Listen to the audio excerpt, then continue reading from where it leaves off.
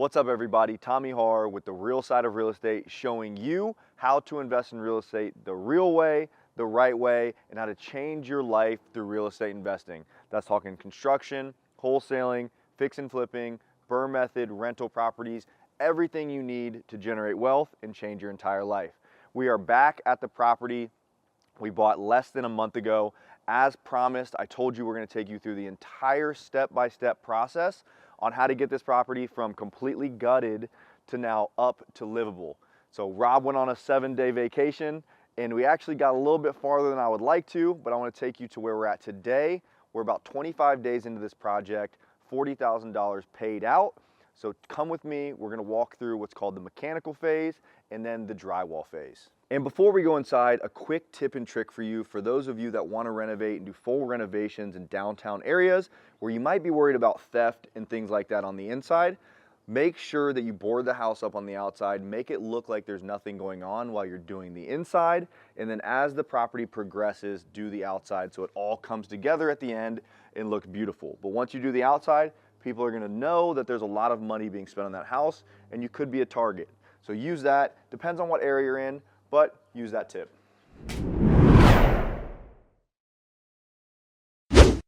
So when we were here before, we were talking about the proper way to demo houses and start your framing. So the house has come a long way from the last video you just watched. We've got our framing done, we've got our rough electrical, our rough plumbing, and our rough HVAC, which is going to be our ductwork and our furnace.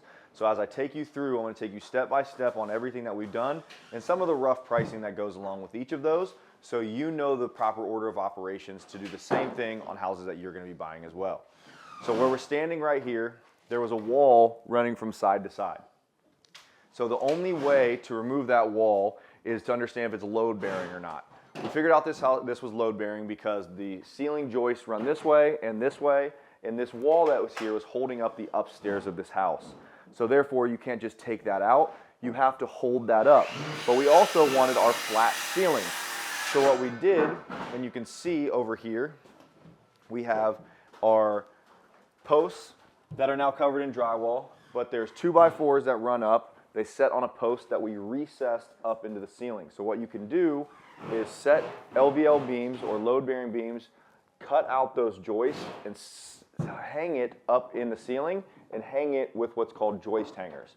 So it's a lot of construction jargon, but know that you can either hang a beam under or you can recess it up into the ceiling if it allows. So that's the big thing with these older houses. You want to get this open concept. You have to understand load bearing, not load bearing, and how to frame these properties up. So like we said before, we're taking out a window here, which is already done. We took out these windows in the back. That's all part of your framing, so we can have our kitchen. So our kitchen design is over there on the wall, so everybody knows exactly what's going to be happening in this project. And then off the back, remember, beds, bathrooms, and kitchens sell a house. So off the back here, we put a half bath, so you don't have to go upstairs to use the bathroom when you're hanging out. So you got your sink and you got your toilet here. And we'll talk about all of these things that are going on that you may not know as we move to the next phase. And then here is a first floor laundry. Remember, this house is 100 years old. The basement's not beautiful, it's not pretty. We want to move those up if you have the space for it. So let's go upstairs and let's talk one more thing on framing, and then we'll get into the nuts and bolts of what makes this house a house, which is going to be your rough mechanical systems. So we're upstairs, and this house was a 2-bedroom, 1-bath before. We completely turned this house into a 3-bed, 2.5 bath by framing and redesigning rooms. So first, let's come into the master. I'll show you what we did. So realistically, we did not do a lot of stuff in here that's really altering. Other than the walk-in closet that was here, we're turning this into a walk-in master. So the opening was here, and all we did was frame out the opening and then put a door on this side so you can walk in, and now you have this nice ensuite master. Because remember, bathrooms and bedrooms and kitchens sell the house. You need to, if you want to get top dollar in these old areas, add a master bathroom. So we're standing in here, we framed it out. A couple tips and tricks when you're going to frame things out. 60 inches is the width of a tub. So when you're doing your framing, from here all the way to this wall is going to be 60 inches. You have to know what side drain you're gonna have. So this is a right-hand drain tub. So my drain is gonna sit here, and when you're ordering these things from Lowe's, Home Depot, Menards, you have to know exactly what you need to buy. So right-hand drain tub, we're gonna have our shower head here, and then we're gonna have a closet over there. So we're gonna have a vanity here, toilet here, but we're gonna talk about framing still, and then we'll go into our mechanical systems. So this right here was the bathroom before. So we had a bathroom here, which was just massive. It was not what we needed it to be. So we turned this back into a bedroom, and then behind Rob there, if he wants to turn around, that's our next bedroom. But we didn't want to make it into a 3-bed, 1.5 bath. We wanted to figure out where we can add another bathroom. So what we decided to do was add a Jack and Jill bathroom off of both of these bedrooms. So we added an opening on both sides. Now this is not a 60-inch opening, the hallway, because we're not putting a shower, we're not putting a tub in, we're putting a shower pan in. So our shower pan is 42 inches, which makes the hallway smaller, which makes your bedrooms bigger. So we had to reconfigure some things, get rid of a window, but now we have a walk-in bathroom for both bedrooms. So if this thing turns into, you could sell it, you could turn it into an Airbnb. Everybody likes more bathrooms in Airbnbs, and it could be a higher dollar rental. Immediate add appraised value, immediate rental value, everything is more when you add bathrooms. As long as you don't kill the bedroom space. But you gotta know how wide things are, specifically shower pans and tubs, because that's gonna be the width of that bathroom. So that's what we did framing wise here. We got rid of a window here, we're gonna be adding a window there. So that is the framing, and like I said, we're gonna be talking about mechanical systems now downstairs. And I wish this thing was still not drywalled yet. Like I said, Rob went and took a 7-day vacation. I'm like, oh, we'll be good, we'll be able to shoot it. And our guys have just been going crazy. So I'm not gonna be mad because we're not even a month into this and we're already to drywall, but it's part of the game. I wanted to show you guys the ins and outs, but let's go downstairs and I'll show you what that looks like. So after you frame houses, so once you get everything ready to start getting formed back together, you have to make the insides of the house functional. So what does that mean? You have to make sure that there's heating and air conditioning going to every room. That's gonna be your HVAC, your heating, ventilation, and ductwork, and air conditioning rather. That is going to allow heating and air to go to every room. Next, you're gonna have plumbing. Plumbing is going to be where your water goes to your spigots, to your toilets, where your poop and pee slides down to the sewer. Very, very, very important. And then lastly is going to be electrical. So your outlets behind the walls, your light fixtures, your can lights, your vanity lights, your exhaust fans. All of these things you need to have planned before, because your electricians need to know where all of these things are going. So the first thing that you need to look at is plumbing. So we've got our water meter right here. So this is where the city stubs in, and you own up to the meter. So we're responsible for the meter up. So this copper, all the way to, where's our water line here? PEX. So we installed this PEX, it's blue, it's bendable. So we use this, it's blue and red. So blue is off the main because it's not gotten to the hot water tank yet.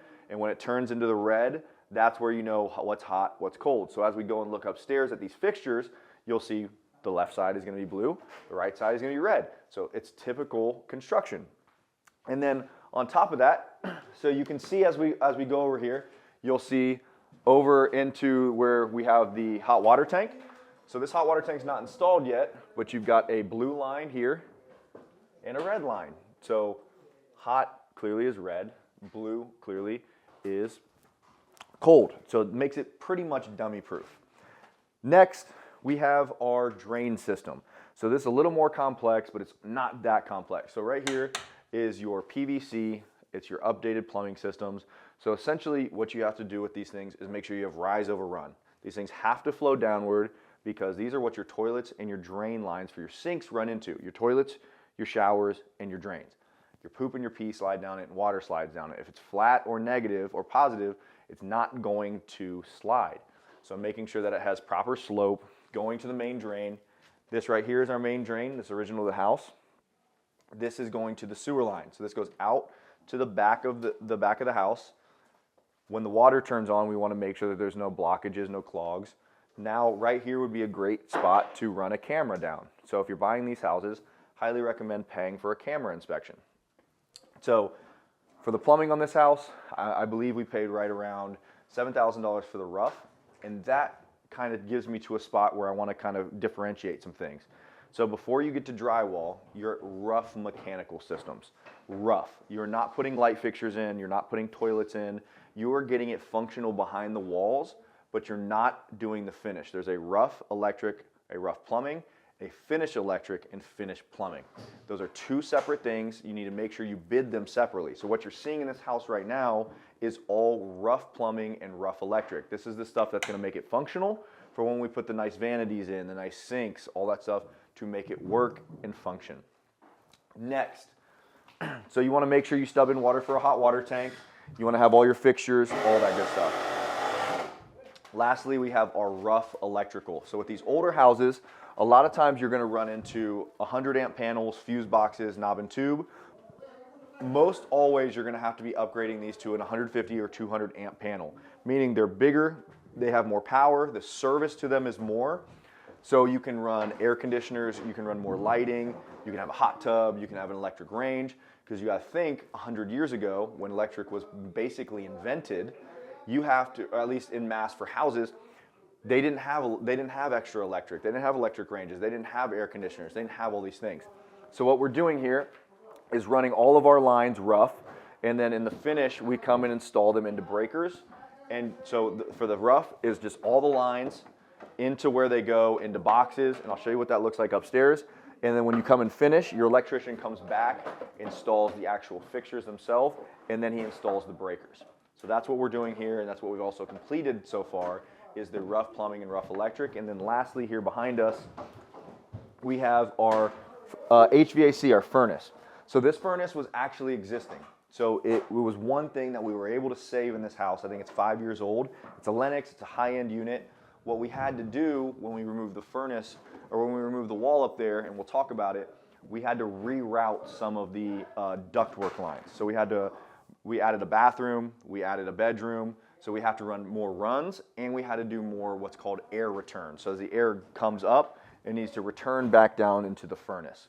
So this is a high efficient unit, and we're saving probably $5,000, $3,000 to $5,000 not having to swap this out and just installing an AC on top of it. So I think we paid right around $7,000 here for our new ductwork and for an AC that's going to be installed there. So we probably saved about $5,000 by keeping this furnace right here. It's all about what you can keep. So that right there is what the mechanical systems look like. I want to go upstairs and show you what it looks like actually functional in the house. All right, so when you're talking about your plumbing and you're talking about your framing, they work in tandem, and your HVAC. So when you're installing your drains, so if you're installing a bathroom in an upstairs, like we have here, so our main drain runs up to the bathroom I showed you upstairs before. Our drains need to drop and run down. So that means that these drains up here are down below the floor joist, meaning that you can't install drywall flush with the ceiling. So what we had to do is come back and frame a soffit. So anytime you see cabinets or you see a house that has just a box in a wall or up in the ceiling, they're typically hiding the mechanical systems. Typically it's going to be your plumbing and your HVAC. So right now we're hiding that plumbing up there behind a false wall. So the exterior wall is here, and we have 6 inches or so between that wall and this one, because this is where our kitchen is going to be. So we have this wall that's hiding all these things, and our kitchen just starts out a couple more inches, and it's going to be flush, and we're going to have a tiny little soffit at the top. So you have to think about all these things when you're thinking about these rehabs, because our main drain is over in that corner of the basement. So things are going to drop and they're going to go over. So ask your plumber, because the plumber's going to have to tell you where it's going to go, and then you're going to have to then go talk to your framer about that. So without getting too in depth, that's what your plumbing looks like. So you got your main drain going down. This is going to be for a toilet. Your stack is going to be right where your toilet is, because poop needs to run straight down out. So you got your toilet, you got your pan, and you got your sink probably up there. That's what rough plumbing looks like. And next, we have our rough electrical. So here, we have our electricity for our kitchen. So these are going to be our outlets and our ground faults and all these things that you'll learn as you follow me more and more. So electrical is pretty simple. You run circuits to each one. You have light switches that run in a closed circuit. You turn one on. There can be 3 ways. I'm not going to go too deep into that today. But as you can see, we've already set our drywall up on the ceilings, and they've cut out our areas for our can lights. So we ran these individual lights to each one. It was all part of our plan. So we said, hey, we want can lights here, here, here. So when you turn the lights on, you're going to have a nice bright space. Lastly, when it comes to these mechanical systems, especially if you want to take out walls. So where Rob's standing right now, there was the wall here. If you go back to the last video, you saw that there was an HVAC run or a duct right here. When you take this wall out, you take that heat run out to the upstairs. How are you going to heat and cool the upstairs if you take this out? You have to then revert it. So here, we moved our ductwork from the basement in what's called a chase. So this is a hollow area from here to the basement. So the basement wall is here, so about a 12-inch, probably 16, actually probably about 2 feet. So we probably have about 2 feet here where we're running ductwork. And also we have a bathroom that we added up here in the master, right? So we're also running plumbing right up through here as well. So it's going over and down so it can make it to your basement. So if you're in an area with basements, it makes it much easier. If your house is on slabs where it's concrete, it makes it much, much harder to do these things because you're cutting out concrete. So this wall is pretty much just hiding things, and it allows you to run things up to the second floor. Very, very, very important to convey these things with your framer, with your mechanical people, because your framer isn't going to know where all these things go right away. Have them hold some money back, or at least let them know they need to come back to then reframe these out before you start drywall, because we would not have been able to put drywall here because there was going to be no framing. So you got framing, then you go plumbing, then you go HVAC, and then you go electrical. So like I said before in the beginning of this video, we spent right around $40,000 on the inside of this house. That's demo, that's framing, that's electrical, rough plumbing, and HVAC, and a couple other little things like deposit-wise. But we're already functional. We've already hung drywall. We're already ready to really try to button this thing together, and we've already bought our cabinets.